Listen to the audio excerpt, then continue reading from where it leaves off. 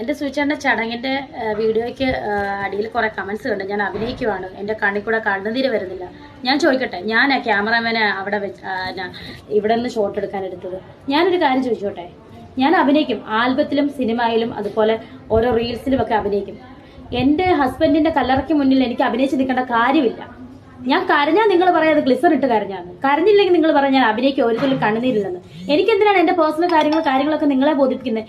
എന്നെ സപ്പോർട്ട് ചെയ്യുന്ന കുറച്ച് പേരുണ്ട്, എനിക്ക് അവരുടെ സ്നേഹം മാത്രം മതി. കേട്ടല്ലോ? നിങ്ങളുടെ ഈ നെഗറ്റീവ് കമന്റ്സോ നിങ്ങളുടെ ഈ നെഗറ്റീവ് റിയാക്ഷൻസ് വീഡിയോ ഒന്നും കണ്ട് തളരുന്നവളല്ല രേണുസുതി. മനസ്സിലായോ? എനിക്ക് സങ്കടമില്ല സൂചിച്ചേട്ടൻ മരിച്ചത്, എന്ത് സങ്കടമില്ലെന്ന്. ചടങ്ങ്, കല്ലറയിലെ ചടങ്ങും വീട്ടിലെ ചടങ്ങ് കഴിഞ്ഞാൽ ആ ചടങ്ങ് കഴിഞ്ഞു. അന്ന് പറഞ്ഞാൽ എനിക്ക് സങ്കടമില്ല, സങ്കടം ഉണ്ടെന്ന് പറഞ്ഞാൽ ഞാൻ നിങ്ങളുടെ മുന്നിൽ എപ്പോഴും കരഞ്ഞുകൊണ്ടിരിക്കണോ? എൻ്റെ സഹപ്രവർത്തകരും എൻ്റെ കുടുംബക്കാരുമായിട്ട് എനിക്കിത് ചിരിക്കാൻ പാടില്ലേ? എനിക്ക് ചിരിക്കാൻ വിലക്കുണ്ടോ ഈ ലോകത്തിൽ? എനിക്ക് മാത്രം നഷ്ടമില്ലെന്ന്.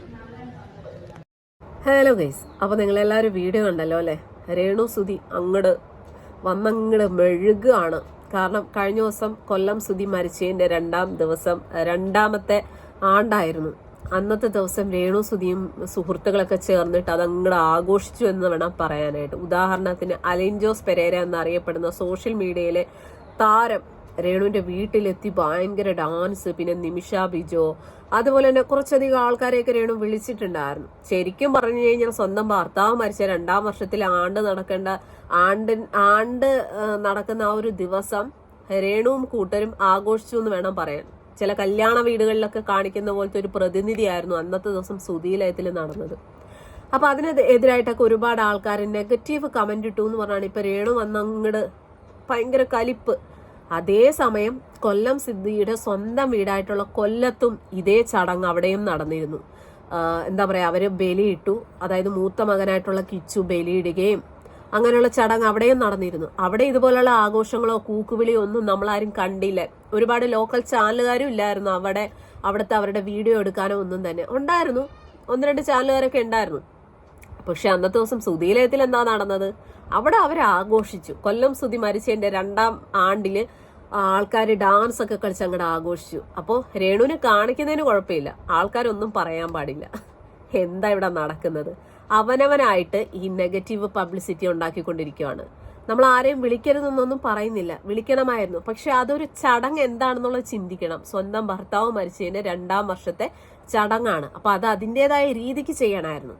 രേണു അവിടെ കുറെ അധികം ആൾക്കാരെ വിളിച്ചിട്ട് അവര് ഡാൻസ്, പാട്ട്, കുറെ ലോക്കൽ ചാനലുകാർ ചെല്ലുന്നു, ഇന്റർവ്യൂ എടുക്കുന്നു, ഭയങ്കരമായിട്ടുള്ള പരിപാടി. ഇതൊക്കെ കാണുമ്പോൾ ആൾക്കാർ പ്രതികരിക്കും. പിന്നെ ആൾക്കാർ പ്രതികരിക്കുമ്പോൾ അതിനെതിരായിട്ട് വന്ന് കുറെ ഒച്ച എടുത്തുകൊണ്ടൊന്നും ഒരു പ്രയോജനമില്ല.